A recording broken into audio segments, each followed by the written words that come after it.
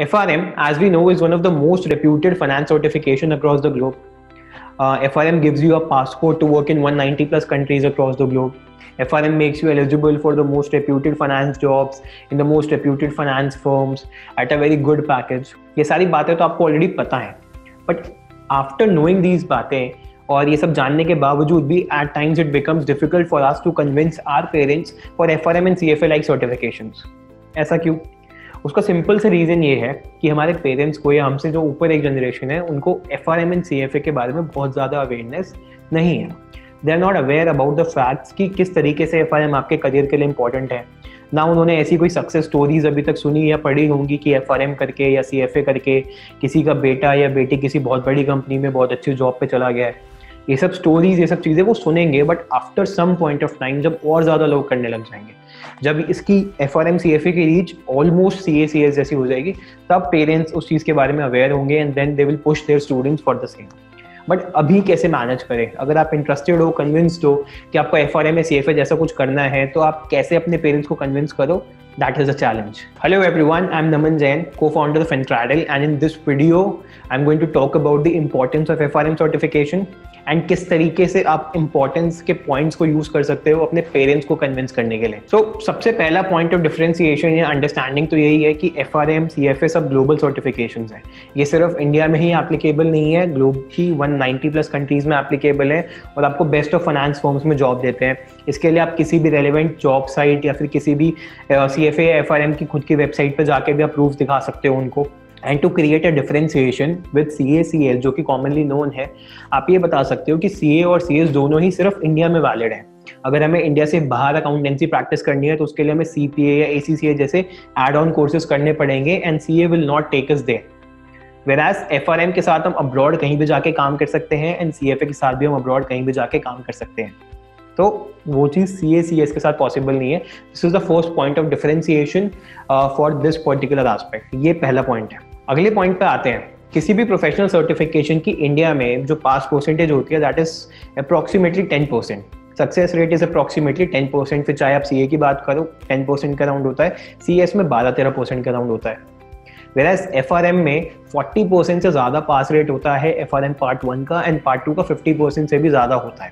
तो आपके chances of becoming a professional is much higher with these kind of certification in comparison to CA CS जो कि commonly known है.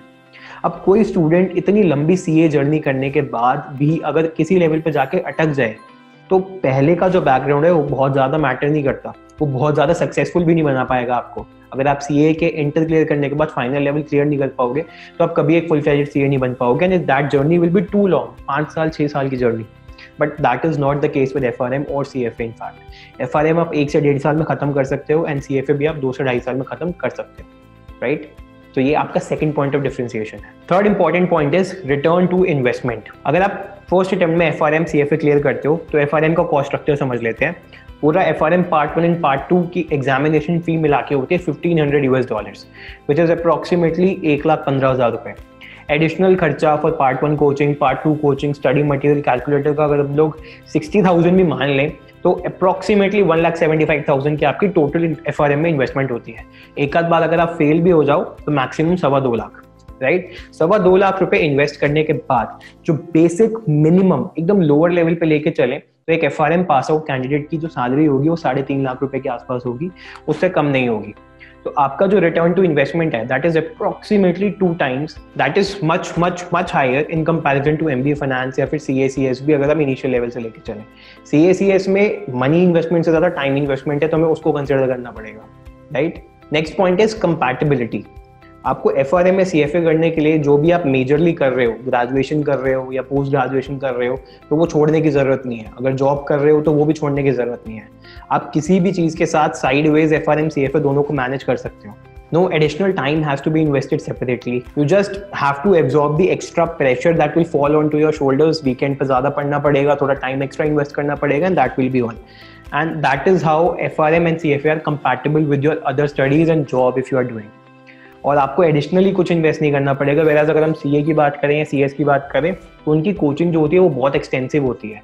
Generally आपने notice किया होगा कि जो लोग CA CS परस्यू कर रहे होते हैं वो रेगुलर कॉलेज भी नहीं लेते हैं, most of the students, because जो कोचिंग होती है वो बहुत एक्सटेंसिव होती है and a lot of time wents into the coaching and they are not able to go for the regular college, और फिर इसीलिए उनको ओपन से करना पड़ता है, राइट? अगर आप ऐसे में CA कंप्लीट ना कर पाओ तो you do not have a valid और very reputable college degree and you also are not able to clear the CA attempt. तो बहुत ही क्राइसिस वाली सिचुएशन हो जाती है। I have seen lot of students like that. अब आता है सबसे इंपॉर्टेंट पॉइंट जो कि आपके पेरेंट्स को एक ही बार में कन्विंस कर देगा, एंड दैट इज सरकारी नौकरी वाला angle. In India almost every parent एक ना एक लेवल पे ये ड्रीम करते हैं कि उनके बेटे या बेटी को कोई गवर्नमेंट जॉब मिल जाए या वो कोई गवर्नमेंट एग्जामिनेशन क्लियर कर लें, फिर चाहे वो UPSC हो, SSC हो या कोई बैंकिंग एग्जामिनेशन हो। Everybody expects their child to be having a safe career and the safe career means सरकारी नौकरी। तो अगर आप उनको FRM का रेलेवेंस दे दो फॉर अ सरकारी नौकरी तो मुझे नहीं लगता कोई और गुंजाइश रह जाएगी उनको ना मानने में।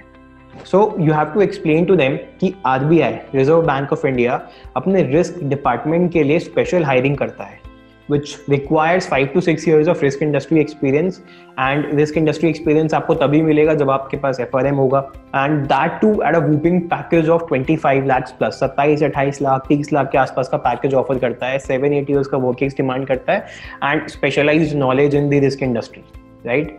वो रिस्क इंडस्ट्री के एक्सपर्ट अगर आप हो तो आप उस जॉब के लिए अप्लाई कर सकते हो डायरेक्टली विदाउट एनी एग्जामिनेशन। उसका अपना एक प्रोसेस है, उसमें आप अप्लाई कर सकते हो, but that is very sure कि अगर आपका क्वालिटी रिस्क इंडस्ट्री एक्सपीरियंस होगा तो आप उसके लिए एलिजिबल हो। एंड रिस्क इंडस्ट्री का एक्सपीरियंस आपको तभी मिल पाएगा जब आप FRM क्वालिफाइड हो, because FRM is the gold standard for the risk industry. So FRM will give you the quality experience. Quality experience will make you eligible for RBI jobs.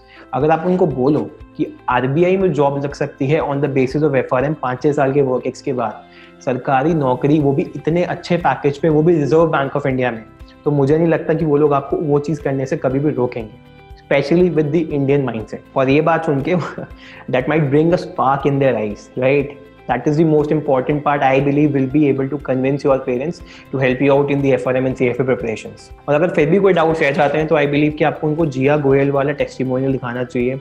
A very young 20 years old girl who has achieved such a good job in top-notch firm that is Barclays on the basis of FRM, and her graduation is literally amazing and praiseworthy. और वो देखने के बाद मुझे नहीं लगता आपके parents कभी भी आपको कोई प्रोफेशनल कोर्सेज करने से रोकेंगे, उनके मन में कोई डाउट्स रह जाएंगे, रोकेंगे तो नहीं, बट आई बिलीव उनके मन में कोई डाउट्स नहीं होगा, and they also will have a conviction on your decision. Alright, so I tried to make this video very interesting and I believe you have enjoyed this, and आपके जो भी doubts होंगे वो clear हो जाएंगे, and आप इन pointers को use करके अपने parents को बहुत easily convince कर पाओगे। I hope you enjoyed it. We'll meet in the next video. Till then, keep learning and keep growing. All the best.